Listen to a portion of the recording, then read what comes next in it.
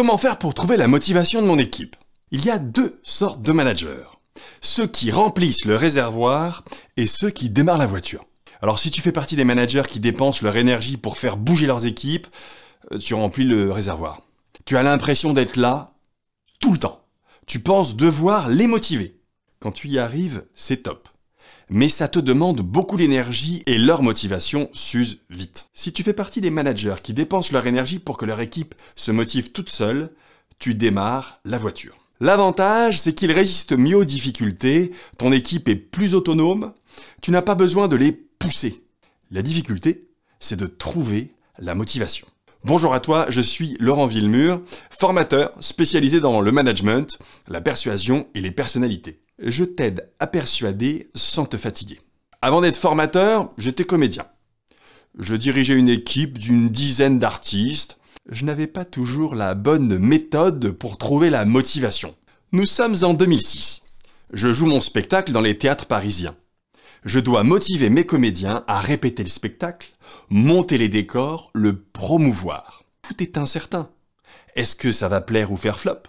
Qui viendra? Et donc, qu'est-ce que ça rapportera aux comédiens? Est-ce que je pourrais les payer? Avec certaines équipes, ça marche super bien. La mayonnaise prend, l'équipe est surengagée. Les comédiens se gèrent. Le spectacle est top. Avec d'autres équipes, j'ai l'impression de porter seul le projet. Chacun va dans sa direction. Les obstacles nous laminent. Le spectacle perd en qualité. J'expérimente alors dans mon management les deux façons de se positionner dans l'art de trouver la motivation de mon équipe. Remplir le réservoir ou démarrer le moteur. L'obstacle le plus important que tu dois gérer dans le théâtre vivant, c'est l'incertitude. Et l'incertitude crée l'insécurité de ton équipe. Insécurité de l'emploi, insécurité du marché, insécurité de la réussite. La réussite de mon spectacle dépend de la capacité de mes comédiens à se motiver tellement qu'ils en dépassent cet obstacle. En tant que manager, face à un obstacle, je crois que c'est la même chose. La réussite de nos projets dépend de la capacité de nos collaborateurs à se motiver tellement qu'ils en dépassent cet obstacle. Marché, réglementation, changement des besoins clients, réorganisation du travail. Dans tout ce que je faisais à l'époque, il y a plein de choses dont je suis fier. Il y a des choses que je ne referai pas, et il y a une chose que je ne faisais jamais. Je ne demandais jamais à mes équipes « Qu'est-ce qui te motive ? Pourquoi viens-tu investir ton temps dans ce projet ?» Je savais pourtant que la motivation était le pivot de la réussite. Le Larousse définit la motivation comme la raison qui nous pousse à l'action. Face à tant d'obstacles, nous avons besoin d'un sacré moteur pour avancer. Mais j'étais gêné, c'est une question un peu taboue, j'avais peur de la poser, je ne savais pas comment mener l'échange, et j'avais peur de ne pas savoir quoi faire de la réponse. Je me suis forcé à poser la question. J'ai appris à aborder efficacement la motivation, et maintenant, j'adore trouver la motivation de mon équipe. C'est une des plus précieuses clés pour réussir son management. Dans cette vidéo, je te partage les 3 piliers sur lesquels chaque manager va pouvoir s'appuyer pour réussir son management. 3 ingrédients pour trouver le moteur de tes collaborateurs, la motivation de ton équipe pour dépasser leurs obstacles. Tout d'abord, pour booster la confiance de manager, je te dirai comment questionner la motivation au travail. Puis, la posture à adopter pour sortir des réponses bateau. Comment devenir un manager coach. Et enfin, je te donnerai les meilleures questions pour trouver la motivation. Comment booster sa confiance de manager? La motivation au travail, c'est une question un peu taboue en France. Tous les managers que j'accompagne depuis plus de 10 ans connaissent les compétences de leurs collaborateurs. Comprennent plus ou moins leur comportement, lui il est plutôt friendly, lui il est plutôt formel, il parle beaucoup, elle parle peu. Mais la plupart n'ont jamais demandé à leurs collaborateurs ce qui les motive.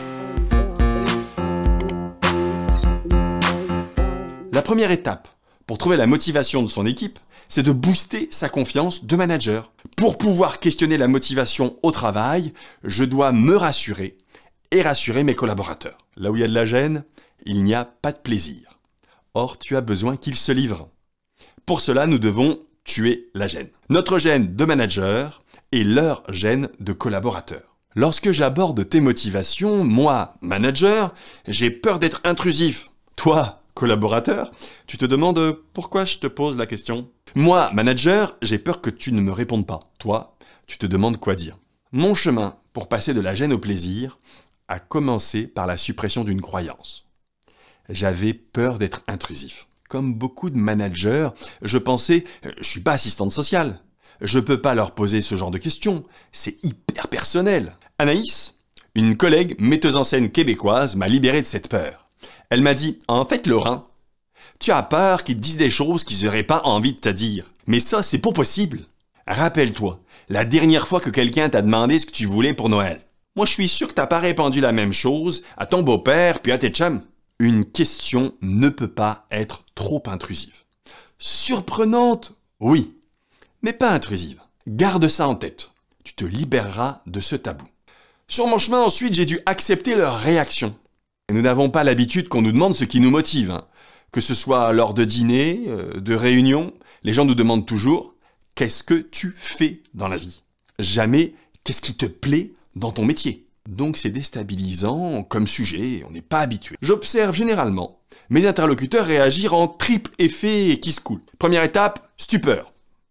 Pourquoi il pose cette question? Deuxième étape, le rire gêné. Ça doit être une blague. Troisième étape, si j'attends, la réflexion. La personne se met à parler. Oui, c'est une question surprenante. C'est normal qu'ils réagissent. Accepte leur réaction, tu boosteras ta confiance. La confiance en toi de manager. Enfin, choisis bien ta phrase pour aborder la motivation. Imaginons que je te dise pour commencer « Je voulais te voir pour faire un point sur ta motivation ». Mauvaise première phrase, hein. Tu vas te demander « Attends, pourquoi il veut faire un point sur ma motivation? Il veut me virer? Il me trouve pas assez motivé ?» Imaginons plutôt que je te dise « Je vais te manager sur le projet X. Pour essayer de te donner en priorité ce qui t'intéresse, peux-tu me dire ce qui te motive sur ce projet ?» L'objectif est clair, tu es rassuré. Pour moi, une bonne première phrase qui va créer cette confiance, c'est extrêmement clair sur l'objectif de l'entretien. Je dois te dire clairement pourquoi est-ce que je cherche à découvrir tes motivations. Là où il y a de la gêne, il n'y a pas de plaisir. Pour que nos collaborateurs se livrent, nous devons créer une atmosphère d'échange, de confiance. Pour cela, c'est très important. Libère-toi de la peur de l'intrusion. Accepte leur réaction et donne-leur l'objectif dans la première phrase de l'échange. Le deuxième pilier, c'est de devenir un manager coach. Une fois qu'on a passé la gêne et retrouvé le plaisir, la deuxième étape, c'est d'engager l'autre à parler. Pour moi, l'enjeu principal de cette étape, c'est de mettre en place une écoute qui permet de dépasser les réponses bateau. Une écoute qui permet de découvrir les motivations profondes. Important, garde en tête. Seules ces motivations profondes vont permettre à un collaborateur de dépasser de gros obstacles. Ce sont les moteurs que nous voulons démarrer. Si tu es en ce moment en train d'essayer d'arrêter de fumer, c'est un obstacle important, alors tu te reconnectes souvent à cette motivation profonde. Pour quelle raison? Si tu restes sur une motivation de surface, moi je parie que tu vas continuer à fumer. Un exemple business, je te partage l'exemple d'Elon Musk, pourquoi il a réussi chez SpaceX et chez Tesla, et pourquoi est-ce qu'il a plus de mal chez Twitter. Pour Tesla, il a mis en avant la motivation à préserver la planète, c'est ce qui lui a permis de demander autant d'enjeux. Pour SpaceX, il s'appuie sur la motivation à préserver la vie, tout simplement en allant sur une autre planète. C'est comme ça qu'il demande autant. Pour Twitter, il veut demander autant, sauf que là, sa motivation, c'est de la liberté de parole. Et là, on voit bien qu'il a un petit peu de mal. Garde de cette anecdote, le réflexe managérial important, plus l'obstacle est gros, plus tu vas devoir t'appuyer sur une motivation profonde. Pour trouver cette motivation profonde, tu vas devoir devenir un manager coach. Pour cela, la base, c'est 2 commandements. FTG et Poker Face. Mon premier commandement pour devenir manager coach et trouver la motivation de son équipe, c'est FTG. Pour ferme ta bouche. Souvent, je me suis pris en flagrant délit de combler le silence. Or, c'est une question complexe. Si je veux avoir une réponse intéressante, je dois te laisser le temps de réfléchir. La première réponse est souvent bateau. À force de poser la question, je me suis rendu compte de tout ce qu'une personne peut dire dès lors que j'accepte le silence pendant 3, 4, 15 secondes. Tu veux dépasser les réponses bateau et démarrer les moteurs profonds, accepte le silence. C'est la première posture du coach, FTG. Mon deuxième commandement pour devenir manager coach, c'est de garder une poker face. Ben oui, moi les gens lisent tout ce que je pense sur mon visage. Et j'ai tendance à discuter avec eux, pas avec mes mots, mais juste avec mes expressions.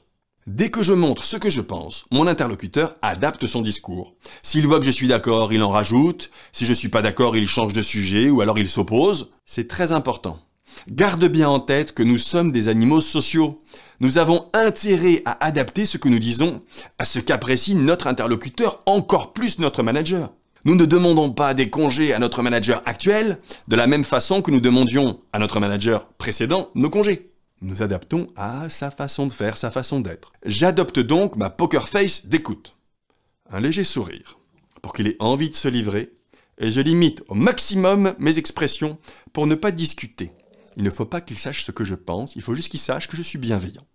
Tu veux trouver ses motivations. Pour ça, 2 premiers pas pour être un manager coach, reste neutre, adopte la poker face et FTG, utilise le silence. La dernière clé, c'est les meilleures questions pour trouver la motivation. Pour construire une question efficace, je te conseille de faire attention au début et à la fin de ta question. La bonne question, je crois, c'est une question d'entretien facile. Pour l'eau, tout au long de notre scolarité, nous avons eu des bonnes notes, à chaque fois que nous avons donné les bonnes informations. Nous sommes donc conditionnés à expliquer nos réponses. C'est un réflexe. C'est pour cela que nous adorons les questions qui commencent par « qu'est-ce qui ?» La fameuse question de base de la soirée entre amis « qu'est-ce que tu fais dans la vie ?» Qu'est-ce qui te fait dire ça? Qu'est-ce qui? Vu que trouver la motivation de son équipe n'est pas un sujet facile, je débute toutes mes questions par « qu'est-ce qui ?» Qu'est-ce qui te plaît dans ce projet? Qu'est-ce qui te rend fier dans ton job? Qu'est-ce qui te motive? Alors très important, pour éviter de te fatiguer, garde en tête que les meilleures questions pour trouver la motivation commencent par « qu'est-ce qui ?» Je dois te confesser un défaut. J'ai tendance à gâcher ma question en y ajoutant une réponse. Au lieu de poser une question, je pose une réponse. Qu'est-ce qui te motive dans ce projet? C'est la nouveauté? C'est l'enjeu? Déjà, donner la réponse, ça stoppe la discussion. Qu'est-ce qui te motive dans ce projet? C'est l'enjeu? Oui. Ah. Fin de la discussion. En plus, donner la réponse, ça biaise. On sort de la neutralité, de la poker face. Soit tu me réponds oui pour être gentil, ou passer à un autre sujet. Soit tu me réponds non pour t'affirmer ou me contredire. Dans tous les cas, je n'ai plus ta vraie réponse. Souviens-toi bien, les meilleures questions pour trouver la motivation commencent par « qu'est-ce qui ?»